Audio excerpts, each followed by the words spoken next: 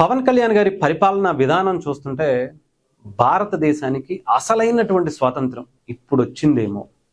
ఇంత అద్భుతమైనటువంటి పనులు చేస్తుంటే ఇది కదా గ్రామ స్వరాజ్యం అంటే ఇలా ఉంటుందేమో అని నాకు అనిపిస్తుంది. నాకే కాదు, ఆంధ్రప్రదేశ్ ప్రజలకు కూడా అనిపిస్తుంది.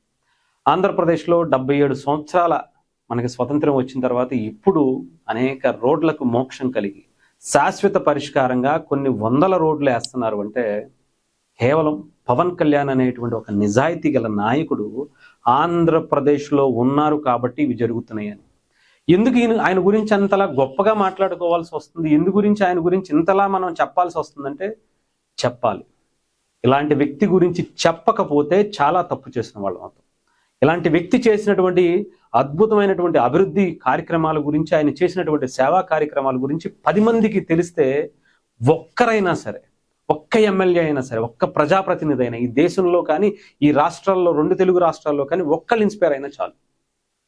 వాళ్ళు ఏం చేస్తున్నారు, పవన్ కళ్యాణ్ గారు ఏం చేస్తున్నారు, ఒక రాజకీయ నాయకుడిగా గెలిచిన తర్వాత అధికారంలో ఉన్నా లేకపోయినా ఎలాంటి కార్యక్రమాలు చెయ్యొచ్చు అని ఈరోజు పవన్ కళ్యాణ్ గారిని చూసి వాళ్ళు ఒక 10% చేస్తారనే ఆలోచన ఉంది. ఈరోజు ఒక స్కూల్ పిల్లలు నెల్లూరు జిల్లాకి సంబంధించి కొండాపురం గజ్జలవారిపల్లి గ్రామానికి సంబంధించి మీకు ఒక వీడియో వైరల్ అవుతున్నటువంటి మాట మీరు చూసే ఉండొచ్చు.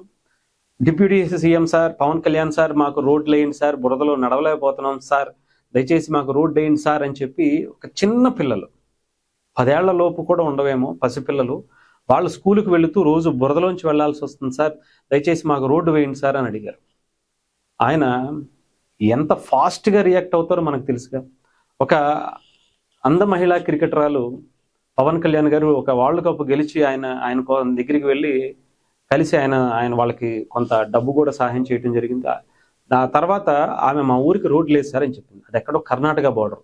ఆమె ఇంకా ఇక్కడ తెలుగులో ఇంటర్వ్యూలు ఇవ్వలేదు, కానీ పవన్ కళ్యాణ్ గారి గొప్పతనం గురించి కర్ణాటకలో ఉండేటువంటి, కన్నడలో ఉండేటువంటి మీడియా వాళ్ళకి ఇంటర్వ్యూలు ఇస్తుంటే చాలా మంది ఆశ్చర్యపోతున్నారు.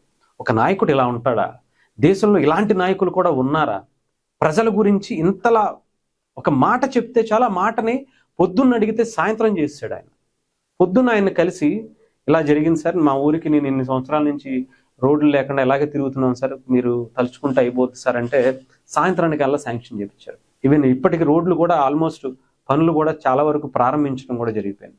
ఈరోజు చిన్నపిల్లలు, మొన్న ఆంధ్ర మహిళా క్రికెటర్, ఆ తర్వాత ఒక కానిస్టేబుల్ అభ్యర్థి తన పదవిని తీసుకోవడం కోసం వచ్చి ఆ జాబ్కి సంబంధించినటువంటి లెటర్ తన చేతికి అందించడం కోసం సీఎం దగ్గరికి, డిప్యూటీ సీఎం గారు ఉన్నటువంటి స్టేజ్ మీదకి వచ్చి, సార్ మా ఊరికి రోడ్లు లేదు సార్, కొంచెం చూసి పెట్టండి సార్ అంటే చెప్పగానే సెకండ్స్లో, చెప్పాలంటే నిమిషాల్లోనే ఆ రోడ్డు శాంక్షన్ చేసి అదే స్టేజ్ మీద కొన్ని నిమిషాల వ్యవధిలోనే ఏదైతే దానికి సంబంధించినటువంటి అప్రూవల్ ఫామ్స్ ఉంటాయో అన్నీ కూడా అనౌన్స్ చేయడం జరిగింది. నిజంగా ఆ కానిస్టేబుల్ అభ్యర్థి ఉన్నటువంటి ఊరు కానీ ఇల్లు కానీ చూస్తుంటే ఎక్కడో కొండల ప్రాంతంలో కనీసం వెళ్ళటానికి కూడా దారి కాదు కదా, కనీసం నడవటానికి కూడా ఇబ్బంది పడేటువంటి ప్రాంతానికి ఇన్ని సంవత్సరాలు పట్టి స్వతంత్రం వచ్చిన తర్వాత ఎవ్వరూ కూడా అక్కడ ఉండేటువంటి ప్రజాప్రతినిధులు కానీ, సర్పంచులు కానీ, ఎమ్మెల్యేలు కానీ వస్తారు, వేసేస్తాం, ఈసారి గెలిపించండి వేసేస్తాం, గెలిచిన తర్వాత ఈ ఒక్కసారి గెలిపించండి మళ్ళీ వేసేస్తాం అనే వాళ్ళే తప్ప అన్ని 100 కోట్లు మీరు ఉండేటువంటి 10 గ్రామాల 10 ఇళ్ల కోసం మేము ఎందుకు వేస్తామయ్యా అని చెప్పేవాళ్ళు కొంతమంది, అంత బడ్జెట్ ప్రభుత్వం పెట్టుకోలేదయ్యా అని చెప్పి ఇంకొంతమంది. కానీ అక్కడ ఉండేటువంటి 10 కుటుంబాల్లోనే ఒక కానిస్టేబుల్ అభ్యర్థిగా వచ్చినటువంటి వ్యక్తిని పవన్ కళ్యాణ్ గారు చూశారు. వాళ్ళ దృఢ సంకల్పాన్ని పవన్ కళ్యాణ్ గారు చూశారు. అలాంటి వాళ్ళకి డెఫినెట్గా మనం అవకాశం ఇవ్వాలి.